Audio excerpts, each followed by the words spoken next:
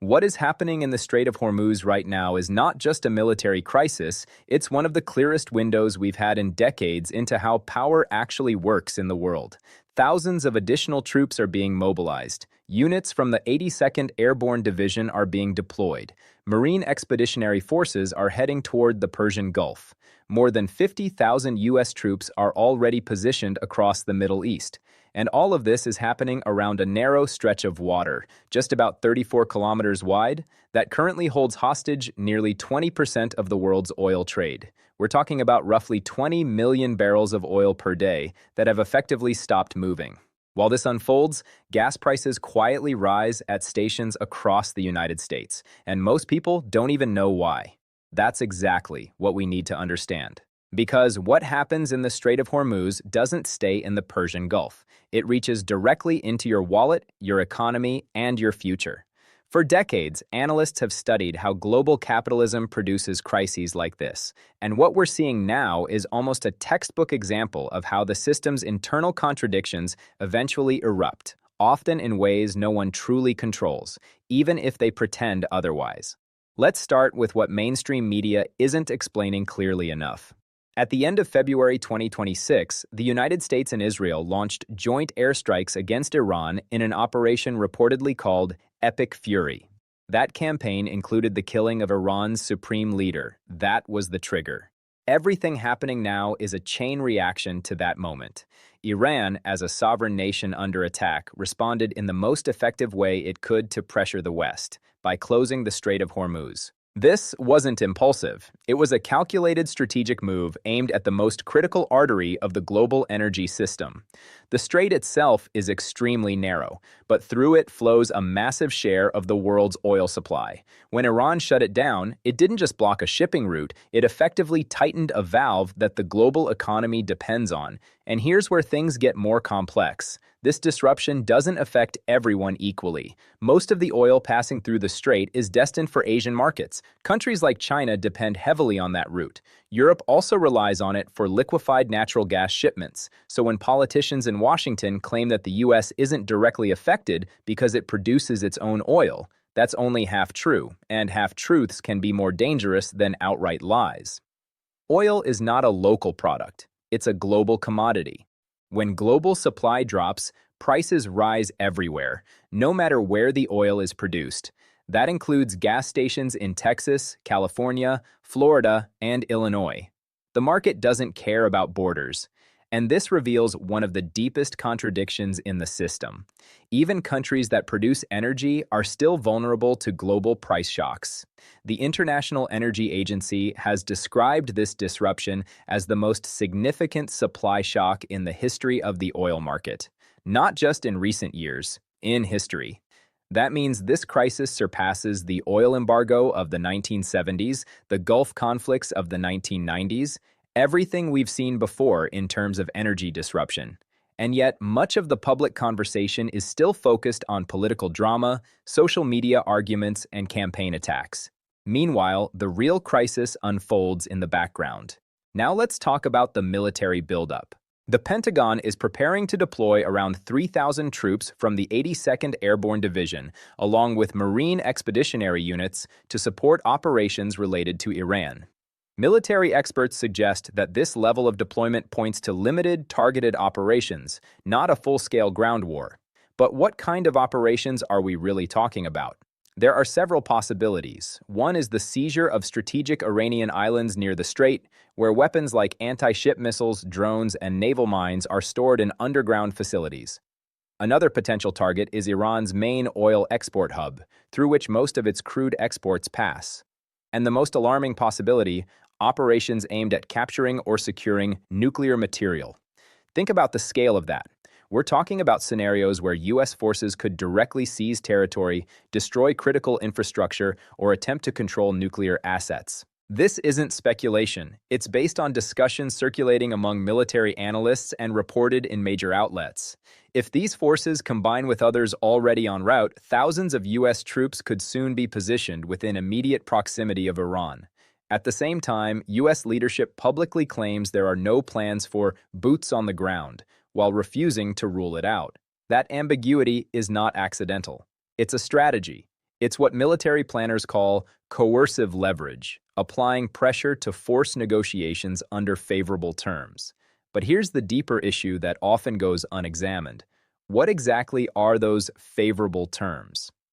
The U.S. has demanded that Iran completely halt uranium enrichment and surrender already enriched material. These are extraordinary demands, ones that no sovereign nation could easily accept without losing credibility at home. Iran's response reflects that reality. It has rejected those terms and proposed its own conditions, including guarantees against future attacks, compensation for damages, and recognition of its authority over the Strait of Hormuz. That last demand is especially significant and nearly impossible for Western powers or global economies to accept. And while this diplomatic standoff continues, the situation on the ground and at sea is getting worse. Thousands of ships are stuck. Tens of thousands of sailors are stranded in a high-risk zone, unable to pass through. These aren't just numbers. These are real people, workers from countries like the Philippines, India, Indonesia, and Ukraine who keep global trade moving and are now trapped between military escalation and geopolitical strategy. Their reality rarely makes headlines. Meanwhile, attacks on commercial vessels have increased, tanker traffic has dropped dramatically, and supply chains are quietly breaking down. The ripple effects are spreading far beyond the Persian Gulf. Countries dependent on imported oil are scrambling to find alternatives. Even U.S. allies are rerouting shipments through longer, more expensive paths. Because right now, no one trusts that the strait will reopen anytime soon. Now let's widen the lens, because this crisis isn't just about one region. It's about the structure of the global energy system and the power struggles behind it. Oil prices have already shown volatility, dropping briefly after temporary pauses in attacks, then rising again as uncertainty returned.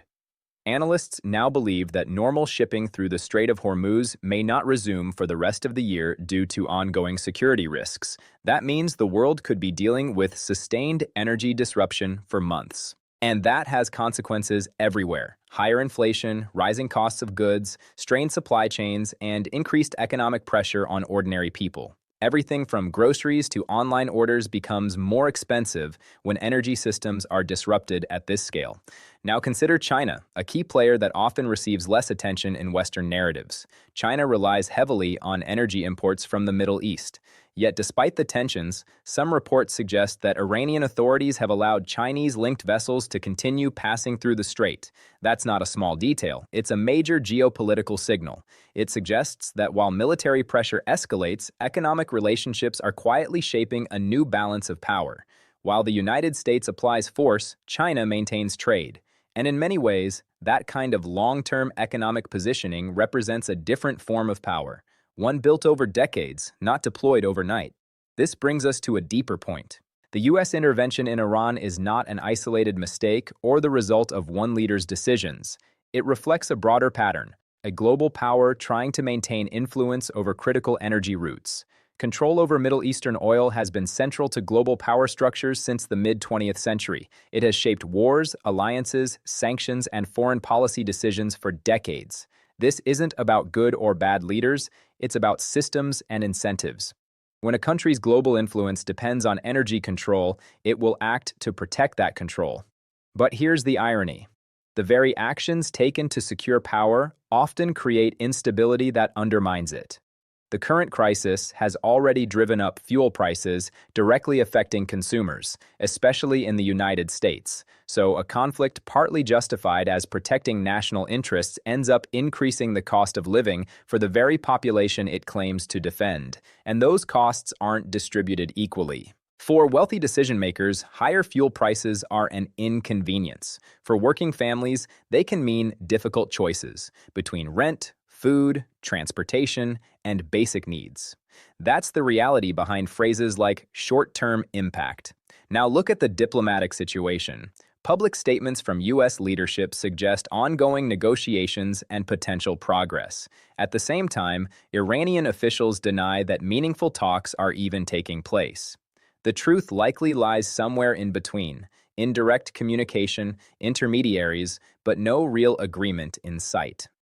Some countries are trying to step into that gap. Pakistan, for example, has positioned itself as a potential mediator, maintaining relationships with both sides and offering to host negotiations. This is how middle powers operate during global shifts. They look for opportunities to gain influence by bridging conflicts. At the same time, larger international groups are becoming involved, discussing military options, trade routes, and nuclear concerns. As more actors enter the situation, it becomes more complex and harder to resolve. Because every additional player brings its own interests, demands, and limits. Now think about countries that depend heavily on Middle Eastern energy but have little say in these decisions. Nations like Japan, South Korea, Taiwan, and Singapore rely on oil passing through the strait. For them, this isn't just a geopolitical issue, it's an immediate economic threat. Some have already begun tapping into emergency reserves to stabilize supply. This highlights a key vulnerability in the global system. Energy resources are unevenly distributed, but economies everywhere depend on them. The entire structure of global trade is built on the assumption that key routes, like the Strait of Hormuz, will remain open. But ensuring that access has always required political and military power, and that power, in turn, creates resistance, conflict, and eventually crises like the one we're seeing now. This isn't new. In the 1970s, the oil embargo exposed the same vulnerability. There were promises to reduce dependence, invest in alternatives, and avoid repeating the same risks. And yet, decades later, the world still finds itself in a similar position, deeply dependent on a narrow, geopolitically unstable corridor. Because solving that vulnerability would require fundamental changes to how energy is produced, distributed, and controlled, changes that would challenge powerful economic interests. So instead, the system continues until the next crisis. And while all of this unfolds, there's another dimension that often gets overlooked: the human cost. Airstrikes have destroyed buildings, civilians have been killed, families have been displaced. When discussions focus only on strategy, markets, and military objectives, it becomes easy to forget the people living through the consequences, but they are the ones who pay the highest price.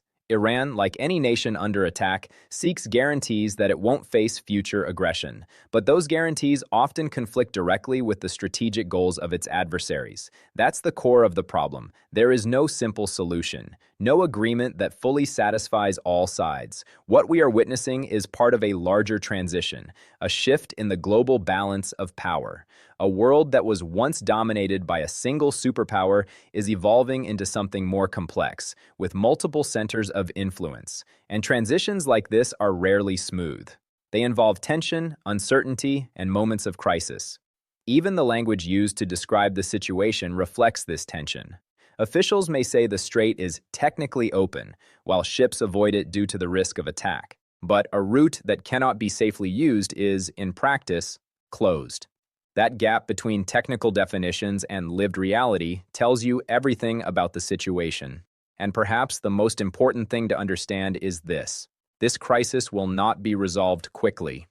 The forces that created it have been building for decades: failed negotiations, economic pressure, military interventions, and deep political mistrust. Events like targeted killings and large-scale attacks leave lasting impacts that cannot be undone through short-term agreements. History has shown that military action can dismantle systems, but it cannot create lasting stability. Stability requires something else: mutual recognition, fairness, and agreements that people see as legitimate. Without that, conflicts tend to resurface, often in new forms. And for many people around the world, especially those from regions that have experienced foreign intervention, this situation feels familiar. It reflects a pattern where major powers make decisions that affect millions of lives without their input. So the real question becomes, what kind of global system comes next? As power shifts and new alliances form, there is an opportunity to rethink how the world is organized.